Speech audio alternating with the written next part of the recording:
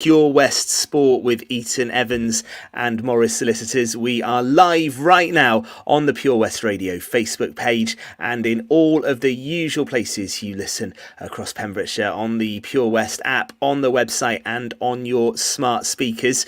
And it is really good to have you with us this Monday evening. And on the way between now and 9, we'll have a look at the latest news from the Olympics into the final week of competition. The velodrome already rocking this Monday evening. We'll also talk Pembrokeshire cricket, with things looking interesting at the bottom of Division 1 and the top of the second division. We'll round up the Ormond Youth Cup final and the plate as well. And we've got some news as the Pembrokeshire T20 League continues this week. There's local football to cover as well. Our guest tonight will be ref Marty Jones. We will find out how he is getting ready for the new season, having taken charge of tonight's Joe Lennon semi-final. He'll be talking to us straight after reffing that match, but we'll also get his views on how he'll be interpreting the new sin bin rules which are coming in across Wales and in the Pembrokeshire League this season. Looking forward to talking to Marty on that. News on Haverfordwest County warming up for the new season by putting 5 past Carmarthen at the weekend. More of that would be nice in the next few weeks, and plenty more as well. Fraser Watson is in the studio in Haverfordwest this Monday evening. Fraser, how are you? Not too bad at all, Ben. Not too bad. Yeah, a long weekend. Actually, a day out in Carmarthen yesterday at the Welsh Ladies 100 finals. We had a club there. Unfortunately, didn't get over the line. Lost in a thrilling semi-final. But no, good day was had. And apart from that, pretty flat out on the Olympics.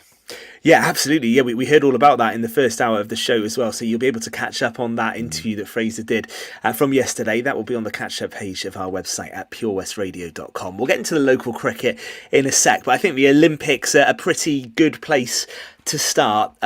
Final Monday into week 2. I don't really want it to end, Fraser, if I'm being honest. Have you enjoyed it? Yeah, it's been very epic, actually, Ben. I think, we've had to have a realisation of what the Olympics is now. I was a traditionalist for years. I only wanted sports there where you had to go to the depth and beyond to win a gold medal. You're rowing, you're running. It's not that kind of games now. It's a much more diverse event, isn't it? It's about bringing new sports into the spotlight. I think the old, maybe traditional values might be the wrong word, but certainly definition of what it entails to win an Olympic gold has changed now when you've got 12, 13-year-olds competing skateboarding.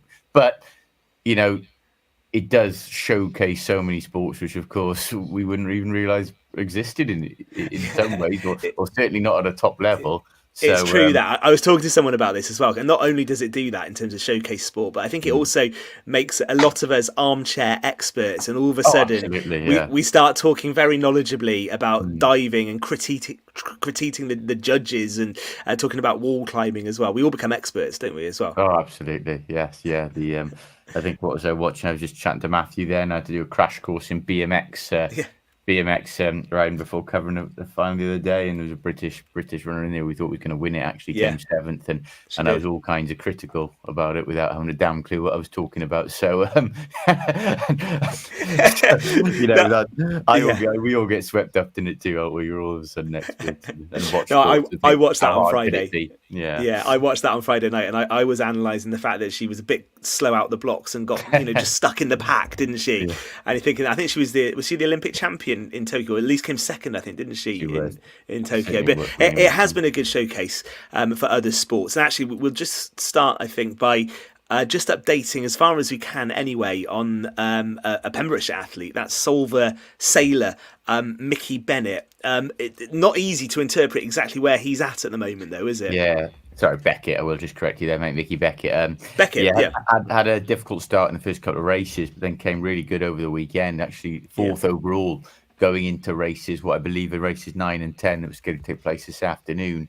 Now, we've seen the problems they've been having in France in terms of water pollution and weather, haven't they? It affected the triathlon and unfortunately it scuppered the sailing events this evening. So we are just waiting for confirmation now, because the top 10 go through to the medal race, and Mickey is currently lying 4th, and at the moment would be eligible to go through to that medal race. It's whether they reschedule these last 2 races or not could actually be critical, but he's on the brink of certainly going for an Olympic medal, so fair play to him. So we think if they don't get rescheduled and they take as is into the medal race, he will be in it. That's he where will we're then at, go into they will cut off the top 10 and he will go into the medal race, but that'll depend on whether the organisers obviously decide if they can reschedule races 9 and 10. But as it stands, he's right in the mix. Yeah, excellent. We'll keep a very close eye on that then, with another Pembrokeshire representation. In the velodrome today, we've actually had Carmarthen representation, haven't we? And the Team GB girls have just got off to a flying start in world record pace, taking the gold. Yeah, well, we've actually tenuous link we could try and claim, but even for Pembrokeshire, this might be a little far-fetched. But Emma Finucane, of course, from Carmarthen, their brother Tom Finucane actually represented Whitland. Or whether a brother, certainly relatives. So we can't do that debate tonight. We could. Luckily, we got Mickey there, and we've had Jasmine Joyce there. If we were desperate to claim an Olympian, we might have gone down that road, but we'll leave that one. But no, a local athlete of sorts anyway, and we should maybe class Carmarthen as local, given what we're going to be talking about later on tonight in the show about Haverfordwest County's home ground. We'll come on to that later.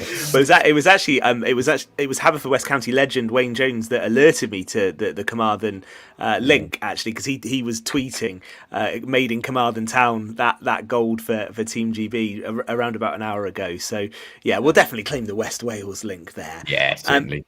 And just, we're obviously talking about Mickey Beckett sailing and on the water, and you mentioned that some of the issues they've had with the Seine, with the triathlon. But this morning, one of my favourite events now, I really enjoyed this in Tokyo at the last Olympics, and it's the mixed relay triathlon. That is so good to watch, isn't it? And I think that's the type of... That's a version of triathlon that I think people will get quite hooked on, just from a spectator point of view. It's very exciting. Yeah, it's a popular concept, isn't it? It has proved popular, and it makes it that cool. And I think the teams embrace it, don't they? And it certainly brings a togetherness with the male and female team in there. It was an interesting decision they took this morning, actually, with Alex Yee, obviously the gold medalist, gone as a reserve. Whether that was because of the after effects of his race, I'm not sure. But a thrilling finish as well, to be fair. You had Beth Potter just coming at the end there. Unfortunately, we just edged out into third in what was a real thrilling sprint finish. So they've been exciting events, the triathlon. They've been great to watch, and luckily they did sort those problems out with the sign. You're right. But yeah, it's been a good addition. That not so sure about the 4x4 relays yet. Obviously mixed. You saw America breaking a world record in the first heat. You shouldn't be having that. But as a new sport, it might take a couple of years to settle down, that one. Just to bed in. And of course the athletics very much underway now, of course, and we saw the 100-meter final yesterday, and that was incredible, wasn't it, really, how close that was. And just watching it in real time, it was impossible to even call who had won, really, wasn't it? It was so close. Yeah. I mean, this new Jeopardy, the one full start rules changed the face of the athletics a bit, of course, with people less likely to get flyers. But no, Usain Bolt, obviously such a fantastic personality, such an Olympic legend, dominated that race to you. So it is nice to see it competitive again and close finishes again as well. Indeed. And whilst we are on the air this evening, so I'll be keeping half an eye on this, around I think 10 to 9, Keely Hodgkinson will go in the 800 metres. And I've been watching clips all day, and I'm sure you have as well, Fraser, of memories of Kelly Holmes in Athens in 2004. One of the iconic GB golds, and that reaction at the end from Kelly Holmes when she won that, one of my favourite Olympic moments, actually. Is Keely going to emulate Kelly, do we think, this evening? I think she looks good. In her heats, I've been watching in her heats, and she seems relaxed, and she seems able to turn on pace when she wants to. At the moment, she's been in control. It's an 800-metre final. If she's going to be contenders there, a lot can happen, but I'm confident she'll get a medal as well. And we should actually mention, while we're on the subject of Pembrokeshire, a little bit naughty or not, it had been a disastrous start, wasn't it, for Team GB boxing? I think 4 of the first 5 boxers going out in the first round. So a penny for the thoughts of Garen and Ewan Croft watching from afar, of course. And just to recap that, we did speak about this, didn't we, on the show? They made the decision to turn pro, didn't they? Which meant they couldn't go to the Olympic Games. What would they be thinking, Fraser? Now, do you think there would be any part of them that would think we could have been there and we could have been on the podium? Yes. The decision got a little bit political, didn't it? So yeah, I fully believe they would have intended to have gone to the Olympics and then turn professional afterwards. Yeah, obviously they're practical boys. They're now professionals, so they'll be getting on with their career. I believe they're actually fighting in Cardiff in September. I'm looking forward to going to see it. But they won't be burying their heads in the sand or letting it affect them. But it's bound to be a tinge of regret when you're watching something like that, and an Olympic gold medal or Olympic medal can be the launch pad for so many great careers. We saw it with Anthony Joshua. We saw it with Alexander Rusk, Nicola Adams, so Amir Khan. Amir Khan, of course, Olympic silver medal, launched him too. I was going to say Audley Harrison. I might hold back on that one, but again, Olympic gold medalist. But I got no doubt they will be looking at it with a tinge of regret that they're not there. But the decision got taken out of their hands, essentially, didn't it? Well, listen, we do have to talk about Pembrokeshire cricket, and we will get to that in just a sec. One other sport I just wanted to do a mention for, because I think we all watch the Olympics, as I said, and become experts. And we also look at some sports. I think I'd love to have a go at that. I defy anyone to watch the kayak cross event this afternoon and say I wouldn't fancy a go on that. I mean, someone said to me it looked more like Saturday night game show than an Olympic sport, but it's well produced, isn't it? Yes, yeah, absolutely.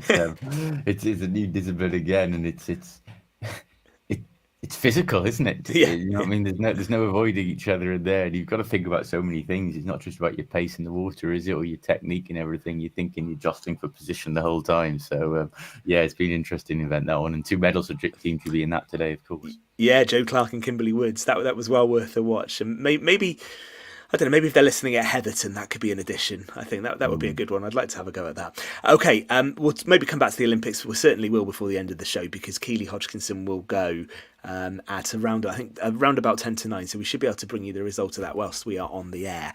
In the cricket this weekend, Fraser, it was good to get a full programme of matches in. Yeah. Plenty of runs scored in Division 1. All eyes really on the bottom of the table now, though, isn't it? Yeah, Neyland had a very comfortable win over Haverfordwest, didn't they? That's essentially over that title race now. We said it last week, and we 20 plus points with 4 games to go. Neyland would have to lose at least twice 2 of those 4 games for there to be any chance of being caught, and I can't see that happening. But you're right, at the bottom, St Ishmales, Haverfordwest, Narberth looking like 2 of those 3. Narberth struggling now. You think it's going to be between Haverfordwest and Tish. And Tish again losing on the weekend. And Tish play Neyland this Saturday. So you Haverfordwest believe actually play Narberth, or have certainly what they consider a winnable game. So this is a huge weekend. Tish have got to perform to stay in touch, really. Otherwise, they're going to be staring down the barrel with just 3 weeks to go. Indeed. Let's just mention some of the good numbers from the weekend, because there were plenty of them. A couple of centuries in Division 1. Yeah. Cresselly beat Narberth by 8 wickets. Morgan Lewis, 115 out of Cresselly's 218 for 2. Well batted there. Yeah. And also Loreni racked up 304, didn't they, at Llangwm? I mean, Loreni, since getting into that Harrison Allen final, Ben, have been batting superbly. And we should say they hammered Saunders for potential finalists the other week. It's a different format, I know, but they're coming into form at the right time. And Troy Purslow, 123 for Loreni. That's an absolutely brilliant knock at any level of the game, isn't it? A couple of bowling figures as well. And the one that a couple of them jumped out for me in that win for Neyland at Haverfordwest. Haverfordwest were 117 for 9. So they weren't all out, actually, but they were really restricted. A couple of 3 for Alan Miller took 3 for 14. Gary Lloyd, he bowled 9 overs and was 0 for 10.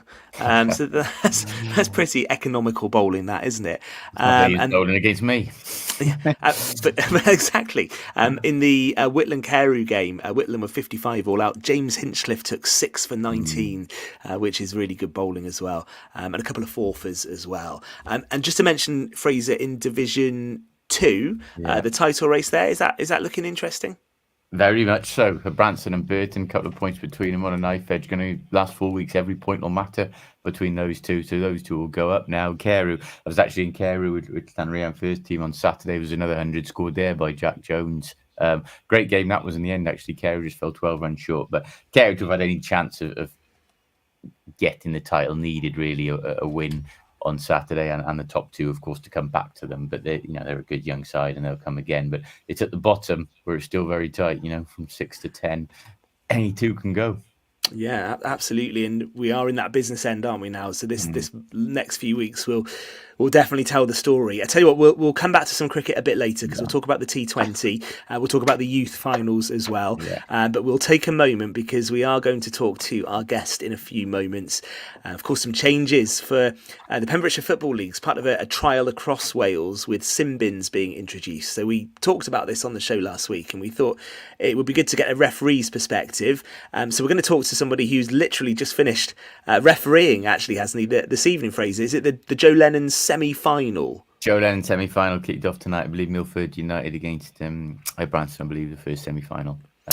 Tish Haken then. So we'll get an updated score from Marty before we get into the The We will. sin bin nonsense. So we'll talk to Marty Jones and we'll find out how that game went, and then we'll get his views on what it's going to be like to be a ref applying the new sin bin rules as they go, because we did say last week that we think that could be the challenge for the match officials at grassroots level. So we'll get Marty's thoughts in a few moments, and plenty more still to come as well between now and 9 o'clock on Pure West Sport.